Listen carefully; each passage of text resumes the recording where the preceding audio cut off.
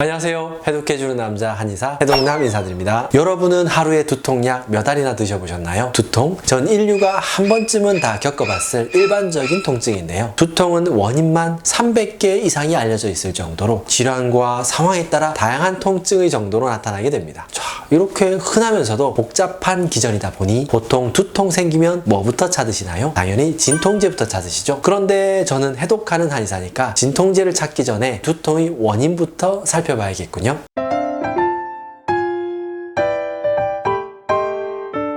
대부분은 직장생활 혹은 학업을 해야 하니 두통이 발생하면 근본적인 어떤 해결책을 찾기보다는 손쉬운 진통제를 먹고 그때그때 넘겨버리려고 하는 경우가 많죠. 그런데 이렇게 잠시 임시방편으로 넘겨버린 방법은 시간이 지나면 더 나쁜 상태로 발전하기 쉽고요. 상습적인 진통제 복용에 대한 부작용들도 의외로 만만치 않아요. 자, 한의학적으로 볼 때 진통제는 약제의 특성상 기혈의 흐름을 더 방해하거나 경우에 따라서는 통증에 대한 민감성이 더 높아지는 원인이 될 수 있기 때문인데요. 가급적이면 두통이 생길 때마다 진통제에만 의존하기보다는 내 두통의 근본적인 원인을 생각해보고 그 원인을 제거할 수 있는 치료를 받아보는 것이 좋겠습니다. 두통은 크게 두 가지로 나뉠 수 있겠습니다. 바로 1차성 두통과 2차성 두통인데요. 여기서 1차성 두통은 검사를 해도 특별한 원인이 발견되지 않는 두통으로 흔하게 한 번씩 다 겪는 그 두통을 생각하시면 되고요. 그러니까 편두통, 긴장성 두통 이런 것들이 여기에 해당되겠고, 이것은 당장 위험하진 않겠으나 자주 증상이 나타나면 삶의 질을 떨어뜨리고 일상생활에 스트레스가 되는 요인이 되죠. 2차성 두통은요, 뇌질환이나 감염 또는 기타 뇌과 질환 등 다른 질병으로 인해 발생되는 건데요. 아주 가볍게는 우리가 체했을 때, 위장관에 문제가 발생했을 때 보통 두통부터 생기죠. 그거부터 시작해서 심각하게 뇌혈관이 찢어지거나 터지는 뇌출혈까지 모두 2차성 두통에 해당될 수 있겠습니다. 2차성 두통의 경우는 원인을 반드시 찾아내야 합니다. 그래서 이 문제를 해결해 줘야 하고요. 경우에 따라서는 빠른 처치가 필요하기도 한 두통입니다. 여러분들이 스스로 해결할 수 없는 두통이라는 건데요. 그래서 오늘은 일단 이 2차성 두통은 내려놓고 여러분들이 가장 흔하게 겪는 1차성 두통들의 해결 방법을 이야기 드려볼까 합니다.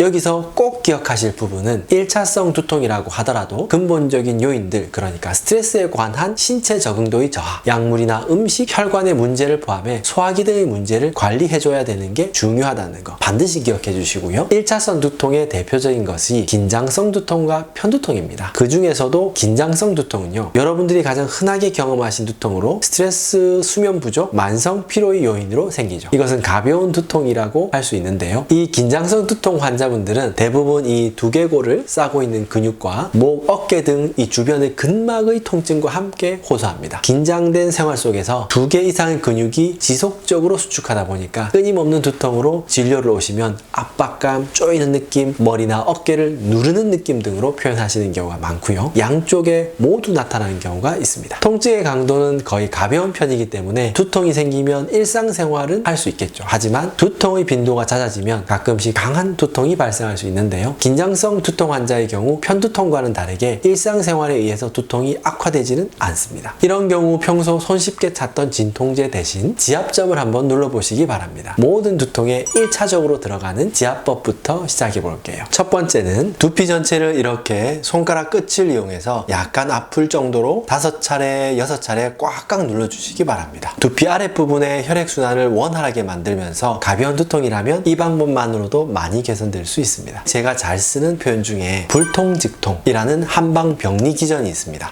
자, 통증이 생기는 모든 기전은 그 부위와 연관 조직으로 가는 혈액과 기의 순환이 정체되어 있는 건데요. 신경, 혈관들의 소통이 원활해지지 못하기 때문에 생기는 거라고 할 수 있습니다. 진짜 만고불변의 진리예요. 그런데 이런 동작들은 순간적으로 막힌 부분에 강한 자극을 주게 되기 때문에 정체된 기혈의 순환을 일시적으로 소통시키는 게 됩니다. 또한 두피에는 백회부터 시작해서 그 외 많은 혈자들이 포진해 있어요. 이렇게 강한 혈점을 자극해줬다면 두 번째는 바로 태양혈입니다. 우리가 흔히 관자놀이라고 부르는 곳인데요. 이 경혈은 눈의 피로를 개선하는데도 큰 효과를 주는데요. 두통이 있으면서 눈이 많이 피로하다 하는 경우에 특히 도움이 된다고 할 수 있겠습니다. 세 번째는 양쪽 족삼리와 양릉천입니다. 이 두 경혈은 어깨의 큰 근육, 즉 승모근이 뭉쳐서 발생하는 긴장성 통증에 특히 효과가 좋아요. 두통이 있으면서 목, 어깨가 같이 아프시다면 꼭 활용해 보시기 바랍니다. 바랍니다. 족삼리와 양릉천 경혈을 자극하면서 자 어깨와 목을 계속 움직여주면 됩니다. 근육 긴장이 풀리면 두통이 없어지게 되죠. 결론은 태양혈과 두피는 통증이 있는 쪽, 다리에 있는 족삼리, 양릉천은 반대쪽을 자극해 주시는 것이 옳습니다. 방송 보면서 따라해 보시는 분 벌써 두통이 사라졌다고요?